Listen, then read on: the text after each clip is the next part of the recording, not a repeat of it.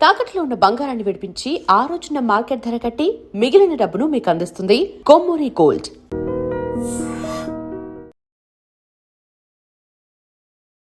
Hi hello నమస్తే, welcome back to our channel. నేను మీ వైషు. ఎమోషన్స్ని మనం కంట్రోల్ చేయాలా, ఎమోషన్స్ మనల్ని కంట్రోల్ చేయాలా? అయ్యో అప్పుడు అతన్ని తిట్టకపోయింటే బాగుండేది, అయ్యో అప్పుడు అలా చేయకపోయింటే బాగుండేది అని చాలామంది ఫీల్ అవుతుంటారు.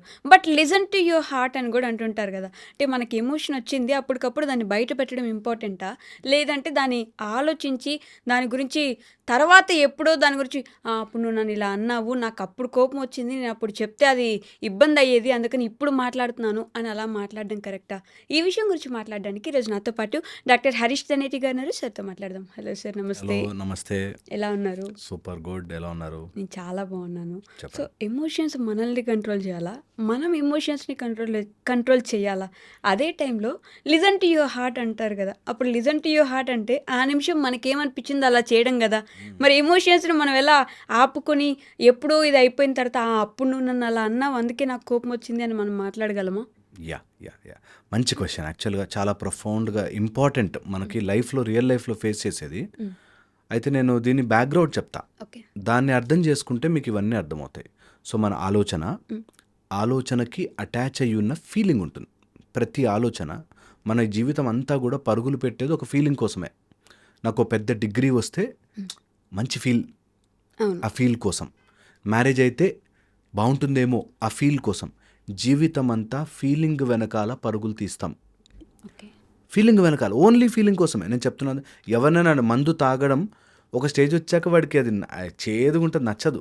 అయినా కూడా తాగితే బాగుంటానేమో అనే ఫీలింగ్ కోసం తాగుతారు. ఇది ట్రూ. చాలామంది స్క్రోల్ చేస్తూ ఉంటారా, వాళ్ళకి తెలుసు స్క్రోల్ చేస్తున్నా, రోజంతా కూర్చున్నా అది వేస్ట్, నాకేం హెల్ప్ చేయట్లే, అయినా అందులోంచి బాగుంటుందేమో అనే ఫీల్ కోసం చేస్తుంటారు.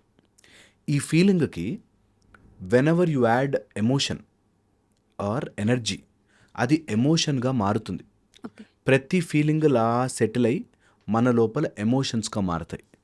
ఆ మారిన వాటికి కొన్ని కారణాలు, కొన్ని జస్టిఫికేషన్స్, కొన్ని అవును నేను ఇంతే అనేవి కొన్ని యాడ్ అవుతాయి. ఈ యాడ్ అవ్వడానికి 3 లేయర్లలో యాడ్ అవుతాయి. వన్ ఇస్ యువర్ బ్రెయిన్, నీ ఆలోచన విధానము. ప్రిమిటివ్ మైండ్ అంటాం, like amygdala, limbic system, primitive brain. దాని నుంచి బ్రెయిన్ మాట. తర్వాత మీరు అన్నట్టు హార్ట్, మనసుకు అనిపించింది చేయాలి ఆర్ మనసులోని హార్ట్ మాట. నెక్స్ట్ నాభి, స్టమక్, కడుపు మండి తిట్టానరా అంటారు చూసారా, కడుపు నుంచి 3 రకాలుగానే వస్తుంది. వెస్టర్న్ హాఫ్ నాలెడ్జ్ అంతా హార్ట్ మీద ఫోకస్ చేస్తారు. ఓకే, హార్ట్, లవ్, ఇదంతా హార్ట్ అనుకుంటారు. యాక్చువల్గా ఇదంతా మన స్టమక్, మన అబ్డామిన్, గట్ అంటాం. ఆ గట్ నుంచి వస్తుంది. సో 3 లేయర్స్గా ఎవరు ఎలా ఆపరేట్ చేస్తారో వాళ్ళ ఎదుగుదలను బట్టి, వాళ్ళ అండర్స్టాండింగ్ని బట్టి ఉంటుంది. బట్ 3 సైమల్టేనియస్గా పనిచేస్తూ ఉంటాయి. సో మన ఎమోషన్స్ ముందు ఎక్కడ దాగి ఉన్నాయి? 3 ప్లేస్లో. బ్రెయిన్ నుంచి వస్తుంది ప్రిమిటివ్, హార్ట్ నుంచి వస్తుంది ఫీలింగ్, గట్ నుంచి వస్తుంది ఎమోషన్. 3 లేయర్లుగా చెప్పాను. సో నవ్వు మీరు అన్నట్టు ఎప్పుడైనా ఎమోషన్ వచ్చేస్తే, సడన్గా వచ్చేస్తే నేను రియాక్ట్ అవ్వాలా లేదా దాచిపెట్టుకుని నొక్కేసుకోవాలా అన్నది. ఓకే, సో మనని మనం లోపల నుంచి ఎమోషనల్లీ స్ట్రాంగ్ చేసుకుంటూ వెళ్ళడం అంటే అర్థం, నాకు లోపల నుంచి ఒక ఎమోషన్ వస్తుంది, రావడం సహజం, దాన్ని నేను ఎలా ప్రాసెస్ చేయాలి అన్నది నా చేతిలో ఉంటుంది. ఓకే, నాకు కోపం వచ్చింది, నేను తిట్టాలా వద్దా అన్న దగ్గర విచక్షణ అని వస్తుంది. That discrimination of I should do it or not. ఎవరైతే చెయ్యాలి అని అనిపిస్తుంది కానీ చెయ్యలేని పొజిషన్ వల్ల ఆగిపోతారో వాళ్ళు సఫర్ అవుతారు. ఎమోషన్ వచ్చింది, ఆ ఎమోషన్ని నాకు చెప్పాలని ఉంది, కానీ వాడు నన్ను ఉల్టా ఏమని అంటాడేమో ఆర్ నేను బ్యాడ్ అయిపోతానేమో అని నొక్కుకోవడం వల్ల పాయిజనస్ అవుతుంది. సఫర్ అవుతారు ఖచ్చితంగా. ఎమోషన్ వచ్చింది, బట్ నేనే లోపల దాన్ని ప్రాసెస్ చేసుకుని, ఇప్పుడు ఒక డాగ్ రోడ్డు మీదకి వెళ్ళగానే బౌ బౌ బౌ అని అరిచింది అనుకుందాం, స్ట్రే డాగ్. ఓకే, నేను కూడా మోకాళ్ళ మీద కూర్చుని నేను కూడా దాంతోపాటు బౌ బౌ బౌ బౌ అని అరవాలి అనేది అంటే ఎప్పుడు అది రాంగ్ కిందకే లెక్క కదా. అలాగే మనం కొన్ని ఎమోషన్స్ వచ్చినా వీళ్ళు అర్థం చేసుకోరు. వాట్స్ ద పాయింట్, చెప్పి నా ఎనర్జీ ఎందుకు వేస్ట్ చేసుకోవాలి అని ఆలోచించగలగడం సెకండ్ స్టెప్. ఓకే, ఇలాంటప్పుడు మనకి బాధేస్తుంది, బట్ ఆ ఎమోషన్ మనని ట్రాప్ చేయదు. మ్. ఓకే, థర్డ్ లెవెల్ ఉంది, అసలు అది ఎమోషన్లోకి సర్జ్ అవ్వదు. చాలా జరుగుతాయి ఈ ప్రపంచంలో, వీళ్ళందరినీ ఎక్కడ మారుస్తూ కూర్చుంటా నేను? నాకు I have lot of things to do. Okay, అందుకని కాస్త దూరం పెట్టినా చాలు. నాకు అలాంటి విషయాలు నా బ్రెయిన్కి ఎక్కకూడదు. నిజంగా చెప్తున్నాను కదా, ఎంత వర్క్ చేస్తున్నా తలదించుకుని నా పని నేను చేసుకుంటే ఏమీ అడ్డు రావు, ఎవ్వరు అడ్డు చెప్పరు. ఇబ్బంది పెడుతుంది, జస్ట్ పుష్ దట్ అవే. ఇలా చేయగలిగితే అసలు ఎమోషన్ లోపల కలెక్ట్ అవ్వడము, ఆ ఎమోషన్ డిస్రెగ్యులేట్ అవ్వడము జరగదు. ఓకే. ఓకే, 3. సో ఫస్ట్ వచ్చేసి ఎమోషన్ వచ్చింది, అరవాలి అని అనిపించింది, కానీ వాడి పొజిషన్ వల్ల బాస్ మీద అరవలేం, లేకపోతే అమ్మా నాన్న వాళ్ళ మీద అరవలేం, లేకపోతే కొంత భార్య భర్త గొడవల మధ్యలో గొడవ పెద్దదైపోయి డైవర్స్ దాకా వెళ్ళిపోద్దేమో అని నొక్కుంటారు. సో అలాగా చెప్పాలని ఉంటుంది, కానీ భయపడి చెప్పలేకపోవడం, ఓకే. అది పాయిజనస్గా మారుతుంది. నీకు చెప్పాలని అనిపించింది, పొజిషన్ ఏదైనా కానీ చెప్పే విధానంలో చెప్పాలి, లేకపోతే అది పాయిజనస్గా లోపల ఉండిపోయి చెప్పే విధానంలో చెప్పాలి. ఓకే. బికాజ్ నాకు కోపం వచ్చింది కాబట్టి నేను ఇక్కడ అంతా పగలగొట్టేలేను. I have a restriction. నేను చెప్తా, ఇది నచ్చలేదు, మేబీ ఇది కరెక్ట్ కాదు, దిస్ ఇస్ నాట్ రైట్ అని చెప్పగలగాలి. ఎదుటివాడు ఎంత పొజిషన్లో ఉన్నా సరే, ఎంత పొజిషన్లో ఉన్నా సరే. లేదా చెప్పలేము, కొన్నిసార్లు మన కండిషనింగ్ మన ఆపుతుంది. దట్ నేను చెప్పను, వాళ్ళు విన్నారేమో చెప్పరేమో. అదే అర్థం చేసుకుని దట్ నేను ఇన్ని రోజులు ఒక కండిషనింగ్లో పెరిగి నాకు ఇలా ఉంటే కోపం వస్తుందే. ఓకే, వాడు కొన్ని సంవత్సరాలుగా ఒక కండిషన్లో ఉండుంటాడు కదా, ఆ కండిషన్కి వాడు అలా బిహేవ్ చేయుండొచ్చు కదా, చేసుండొచ్చు కదా అనేది ఇంపార్టెంట్. ఓకే, మళ్ళీ చెప్తా పాయింట్, చాలామందికి ఎక్కదు. ఇది నిజంగా థెరపీ. మా దగ్గరకు వస్తే ఇదే థెరపీ చేస్తాం. దట్ నీకు కోపం రావడానికి కారణాలు ఉండొచ్చు, వాళ్ళు అలా బిహేవ్ చేయడానికి కారణాలు ఉండకూడదు. ఓకే. ఎలా, హౌ కదా. సో ఇది నిజంగా మనం ప్రాసెస్ చేసుకోవాల్సింది. అంటే అథారిటేటివ్ వేలో వాళ్ళు కోపం పడి ఉండొచ్చు కదా మన మీద, వాళ్ళు అలా. అబ్సల్యూట్లీ, వాళ్ళకి మన అథారిటీ ఇస్తున్నాం కదా. మన మీద ఒకళ్ళు అథారిటీ చూపిస్తున్నారు అంటే వాళ్ళకి మనం అథారిటీ ఇచ్చాం. ఫర్ ఎగ్జాంపుల్, ఒక స్కూల్లో జాయిన్ అయ్యాము అంటే ఆ స్కూల్ ప్రిన్సిపల్కి మనం రాసిస్తాం అథారిటీ. ఓకే, సేమ్ వే ఒక రిలేషన్షిప్లో ఉన్నాము అంటే అందులో అథారిటీ మనమే ఇస్తాం, మన బౌండరీ ముందే గీసుకుని ఉంటే. ఓకే, ఆటోమేటిక్గా వాళ్ళు సెటిల్ అయిపోతారు. కొన్ని రోజులు అలజడి ఉంటుంది, then they will understand this fellow is not going to change అని తెలుస్తుంది. ఇవి తప్పులు వీళ్ళ దగ్గర నేను చెయ్యలేను అని తెలుస్తుంది. ఒక ఎగ్జాంపుల్ చెప్తాను. వాళ్ళ ఫాదర్ అబ్బాయి సిగరెట్ తాగుతుండగా చూశాడు, కొడుకు సిగరెట్ తాగుతుండగా తండ్రి చూసి, నేను ఇప్పుడు మాట్లాడితే వాడి మీద అరిస్తే అది పెద్ద హ్యాబిట్ అయిపోతుందేమో, నా ముందే తాగుతాడు రేపొద్దు నా ముందే తాగుతాడేమో అని చెప్పి వాడు చెప్పకుండా ఆయన సైలెంట్గా వెళ్ళిపోయాడు. నెక్స్ట్ డే నుంచి మా నాన్నకు ఓకేనేమో అని తాగడం మొదలెట్టాడు. సిగరెట్ తాగి వాడికి అలవాటు అయిపోయింది. అది he cannot stop that. At least morning washroom ముందని, లేకపోతే ఫ్రెండ్స్తో ఉన్నప్పుడు ఒకటని, ఇట్లా ఏవో 4-5 లెక్కలు. అది అలవాటై ఒక స్టేజ్ వచ్చాక డబ్బాలు ప్యాకెట్లు అయింది. ఇప్పుడు నేను ఆ రోజు నాకు వచ్చిన కోపానికి అప్పుడే నీకు చెప్పి ఉంటే నువ్వు సెట్ అయ్యేవాడివిరా, కానీ ఇప్పుడు సెట్ కాలేడు, బికాస్ ఆ బౌండరీ దాటేసావు. నువ్వు ఆ రోజే చెప్పుండాలి. Exactly. So my point is, చెప్పాలి అనుకున్నది వాడేమనుకుంటాడో వీడేమనుకుంటాడు చెప్పే విధానంలో, తర్వాత వాడు స్పాయిల్ అవ్వాలి అనుకుంటే it's their headache, their life pattern. Okay, అందులో నో గోయింగ్ బ్యాక్. నేను చెప్తున్నాను కదా, పేరెంట్స్కి మేము పేరెంటల్ టీచింగ్ చేస్తున్నప్పుడు చెప్తాం, పిల్లల భవిష్యత్తులు మార్చేస్తామనడానికి మంత్రాలు లేవు, ప్రోగ్రాములు లేవు, నువ్వు ట్రై చేయడానికి మాత్రమే ఉన్నాయి. తర్వాత వాళ్ళ తలరాతలు ఎట్లా తీసుకెళ్తే అలా నిశ్శబ్దంగా చూడడమే, ఏమీ చేయలేం. నేను ఎంతోమందిని చూశాను అట్లాగా. అందుకని నీ ఎమోషన్స్ వచ్చినప్పుడు చెప్పే విధానము నేర్చుకోండి, పిల్లలకు కూడా నేర్చండి. Emotions are natural. ఆ ఎమోషన్కి రియాక్ట్ అవ్వడం ఈజ్ నాట్ న్యాచురల్. నువ్వు నాకు కోపం వచ్చింది, ఇష్టం వచ్చిన బిహేవ్ చేయను. కోపం రావడం న్యాచురల్. నాకు కొన్ని నచ్చవు, కోపం వచ్చింది, ఆ కోపాన్ని నేను ఎలా తీసుకెళ్తాను అనేది న్యాచురల్. చాలా మంది దాన్ని జస్టిఫై చేసుకుంటారు. అదే నీకు తెలుసు కదా నాకు కోపం వస్తే నేను ఎలా చేస్తాను, అప్పుడు నువ్వు నాకు కోపం తెప్పికుండా ఉండాల్సింది కదా. అది ఎగ్జాక్ట్లీ, అది బాధ్యత కాదు ఎవరిది. ఓకే, నాకు ముళ్ళు గుచ్చుకుంటే రక్తం వస్తుందని తెలిసి ఓ రోజా పువ్వు ముళ్ళు లేకుండా పెరగదు. అంతే. అది ఎంత న్యాచురల్. నీకు తెలుసు కదా నాకు గుచ్చుకుంటుందని చెప్పి నువ్వు అలా చెయ్యలేవు. ఎవరో ఎలా, that's the recipe for suffering అంటారు. నేను ఆనందంగా ఉండడం కోసం నువ్వు సరిగ్గా బిహేవ్ చేయాలి. నేను హ్యాపీగా ఉండడం కోసం నాకు అది కోపం తెప్పిస్తుంది కాబట్టి నువ్వు మారుతూ ఉండాలి అనేది is always a recipe for suffering. వాళ్ళు విన్నారా, వాళ్ళు సఫర్ అవుతున్నారు. వినలేదా, మీరు సఫర్ అవుతున్నారు. సఫరింగ్ అంతే.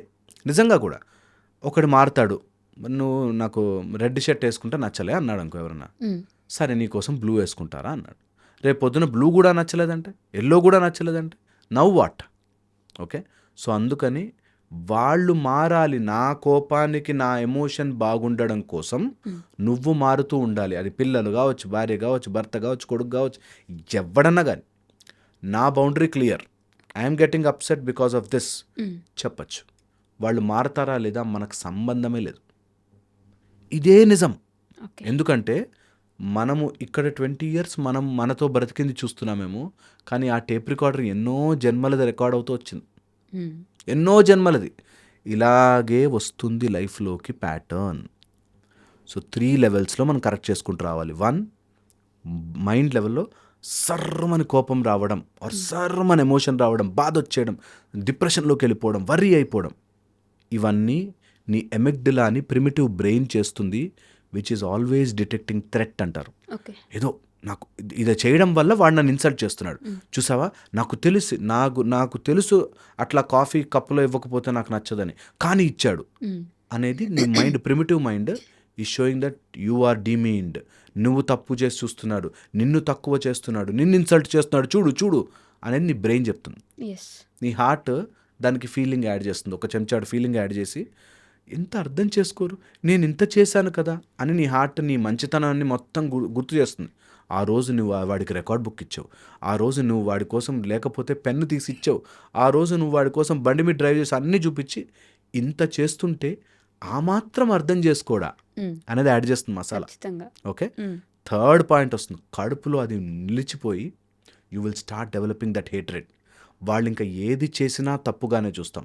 అప్పటిదాకా 100 పాయింట్లు వచ్చాక మీకు కోపం వచ్చేది, రేపు 10 పాయింట్లు రాగానే కోపం వస్తుంది.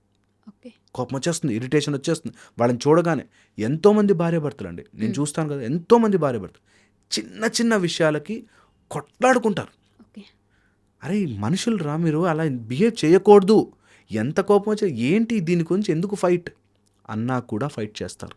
Because they have stored it in there stomach for a very long time, very long time.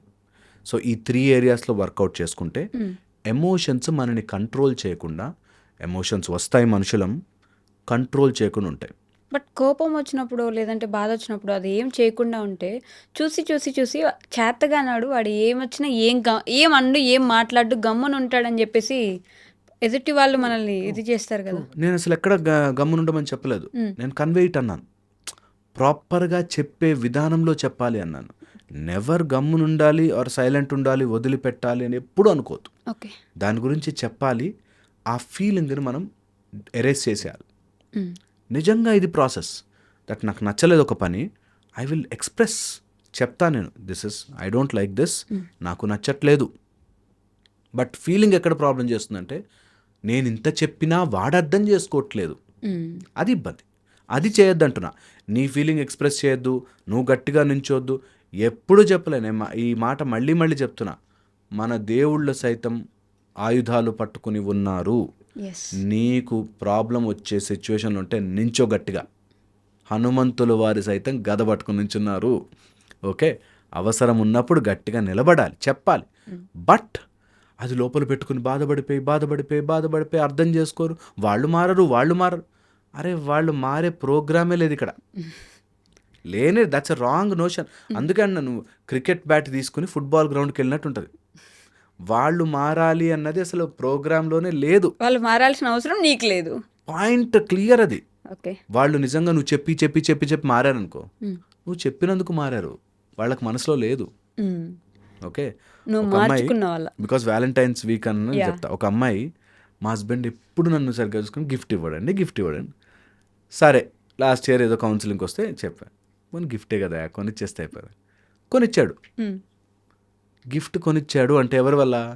ఇప్పుడు నేను చెప్పడం వల్ల, లేకపోతే వైఫ్ 10 సార్లు అడుక్కోవడం వల్ల కొనిచ్చాడు. కొనిచ్చాడు. ఆయన మనసు నుంచి వచ్చింది కాదు కదా, దానికి విలువ అనిపిస్తుందా?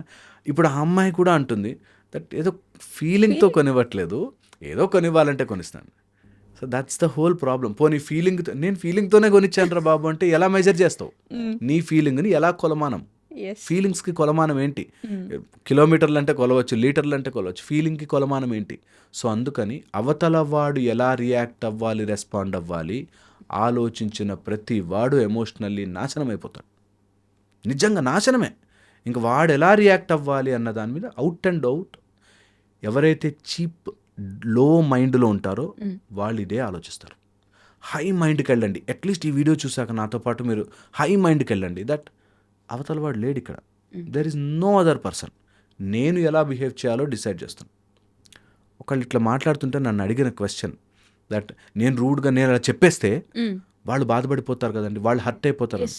సో అవతలి వాడి హర్ట్ని కూడా నువ్వే లోపల హర్ట్ అయిపోయి ఫీల్ అయిపోతే నిన్ను ఎవరు కాపాడాలి? నువ్వు చెప్పాల్సింది చెప్పడంలో తప్పు లేదు. అంటే చెప్తారు కదా నిజంగానే, పక్కన వాళ్ళ గురించి ఆలోచించు, నీకు వచ్చింది చెప్పేస్తావా, నీకు అనిపించింది చెప్పేస్తావా? చెప్పే విధానంలో అనిపించింది చెప్పాలంటే ఎవరన్నా పార్టీకి వచ్చారు అనుకో, ఏంటి ఇట్లా గట్టిగా తయారేవో అని అనవసరం లేదు అయ్యో కదా, అనవసరం లేదు. That is what they mean. వాళ్ళు బాగున్నారు అంటే నష్టం ఏంటి? అట్లాంటి విషయాల్లో నీకు ట్రబుల్ అవుతున్న విషయం చెప్పాల్సిందే. అడగందే అమ్మైనా పెట్టదు అన్నట్టు నువ్వు చెప్పందే వాళ్ళకి అర్థం కాదు. ఆ మాత్రం అర్థం చేసుకోలేరా, ఆ మాత్రం అర్థం చేసుకోలేరా అని చేసుకోలేరు. జీవితాన్ని నాశనం చేసుకున్న వాళ్ళు చాలామంది ఉన్నారు. సో ఎమోషన్స్తో డీల్ చేస్తున్నప్పుడు లాస్ట్ పాయింట్ చెప్తాను ఈరోజుకి. ఫస్ట్ వచ్చేసి 2 భయంకరమైన రోగాలు ఉంటాయి. ఓకే, 1 నాకు సపోర్ట్ ఇవ్వట్లేదు, 2 నన్ను అర్థం చేసుకోవట్లేదు. ఈ 2 రోగాలు బయటపడ్డవాడు మెంటల్లీ బాధపడ్డు. ఓకే, మిగతా సఫరింగ్ అంతా ఏమైనా ఉంటాయేమో కానీ మెంటల్లీ బాధపడకుండా నాకు సపోర్ట్ లేదండి అంటారు. ఒకటి, నన్ను అర్థం చేసుకోరండి. వాళ్ళు చేసుకోరు, వాళ్ళు నీకు సపోర్ట్ ఇవ్వరు. వాళ్ళు నీ చేతి కర్రలు కాదు నిన్ను మోసుకుని తిరగడానికి. వాళ్ళు మనని అర్థం చేసుకోవడానికి బాండ్ రాసుకుని రాలేదు. ఈ 2 మన మైండ్లోంచి తీసి పక్కన పడేయాలి. ఎప్పుడు వచ్చినా థాట్, వాడు ఎందుకు అర్థం చేసుకోవాలి నన్ను? ఇంట్లో అంత చూస్తున్నాడు కదండి నా కొడుకు, నేను ఎంత కష్టపడుతున్నానో చూసి, అయినా కాలేజ్కి వెళ్ళి పిచ్చి పనులు చేస్తున్నాడండి, చదువుకోవట్లేదని. నువ్వు పిల్లల కోసం చేస్తున్నావు, నీ ఇష్టం. వాడు అర్థం చేసుకోవాలా లేదా వాడి కర్మ. ఇది కష్టంగా ఉంటుంది మనసులో, చాలా చాలా బాధగా. నీకైతే తెలుస్తుందిరా అని తిట్టేవాడు ఉన్నారు, నన్ను తెలుసు. నిజంగా బాధనే, కానీ ఆ బాధని మోస్తే ఇంకా బాధ. పక్కన పెట్టేసేయాలి. ఎందుకంటే ఎమోషన్స్ మిమ్మల్ని తినేస్తాయి, మిమ్మల్ని చేయకుండా ఆపేస్తాయి, మిమ్మల్ని ఇలా నొక్కి పడేస్తాయి. వద్దు. సో ఈ ఏరియాలో వర్కౌట్ చేయండి, ఎమిగ్డిలాని స్లో చేయండి. ఈ ఏరియాలను వర్కౌట్ చేయండి. ఫీలింగులన్నీ రాంగ్ డైరెక్షన్లో పెట్టకండి. ఈ ఏరియాలో వర్క్ చేయండి. దాన్ని సెటిల్ అవ్వకుండా ఎప్పటికప్పుడు కమ్అట్ ఆఫ్ దట్ ఫీలింగ్. ఎంత త్వరగా అయితే అంత త్వరగా. అప్పుడు అది సెటిల్ అయ్యి కడుపు మంటగా మారదు. కడుపు మంటగా మారితే మీరు లిటరల్ ఇట్లా పాయిజన్ తాగేసినట్టే. అది హోల్డ్ చేసుకొని పెట్టేసుకోకండి, ఎక్కడికక్కడే క్లియర్ చేసేసుకోవాలి. Emotions are like dust. ఎప్పటికప్పుడు దులుపుకుంటూ ఉండాలి. కారు తుడుచుకుంటాం కదా, బండి తుడుచుకుంటాం కదా, ఇల్లు తుడుచుకుంటాం కదా, అలాగే మైండ్ తుడుచుకోవాలి. వావ్, సూపర్, థ్యాంక్ యూ అండి.